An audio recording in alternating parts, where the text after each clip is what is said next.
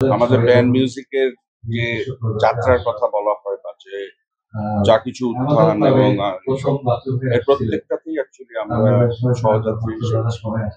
সুতরাং সেদিক থেকে রিকালেক্ট করলে অনেক অনেক স্মৃতি আছে যেগুলো খুবই সিগনিফিকেন্ট এবং প্রত্যেকটাতে সে তার সময় চিন্তা ভাবনাটা দিত বামবাতেও সম্পৃক্ততায় বাংলা বিভিন্ন কার্যকলাপে এবং যে জিনিসটা আমি সবচেয়ে পার্সোনালি মিস করি 4 গুণ শক্তিশালী এনজাইম ও অধিক ফেনা সমৃদ্ধ অরিক সিলভার ওয়াশ মাত্র 70 টাকায়। ওর একটা অ্যাবসলিউটলি আনকন্ডিশনাল একটা আমার উপর একটা একটা নির্ভরযোগ্য ছিল।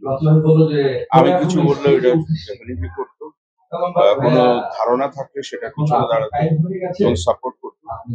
আর band music, rock music, pop music, whatever it is, সেটার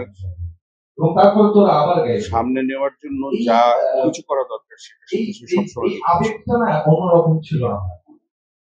যে সময় বাংলা গানে গিটার মেইন ইনস্ট্রুমেন্ট হিসেবে ব্যবহার হতো না, ও ছিল ইনস্ট্রুমেন্টাল যে এবং যেটা আপনারা দেখেন নাই সেটা হচ্ছে যে সে সময় গিটার নিয়েই বাংলা গানের আর চলাটা বাংলাদেশে অ্যাকচুয়ালি এটা এক্সাম্পলারি ছিল এবং সে এটা এস্টাবলিশ করতে পেরেছিল।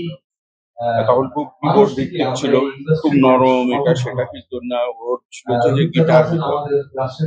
সো সেদিক থেকে হি টুক আ ভেরি স্ট্রং স্টেপ, অসম্ভব ডিটারমিনেশন ছিল এবং এই ডিটারমিনেশনের জন্য সে তার সেই জায়গাটাতে পৌঁছাতে পেরেছে এবং আজকে মানুষের ভালোবাসা এবং যেভাবে তাকে স্মরণ করছে এটা বলে দেয় যে সে অ্যাকচুয়ালি মানুষের কোন খানটাতে পৌঁছাতে পেরেছে।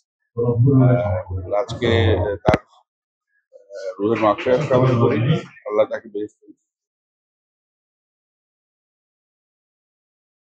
4 গুণ শক্তিশালী এনজাইম ও অধিক ফেনা সমৃদ্ধ অরিক সিলভার ওয়াশ মাত্র 70 টাকায়।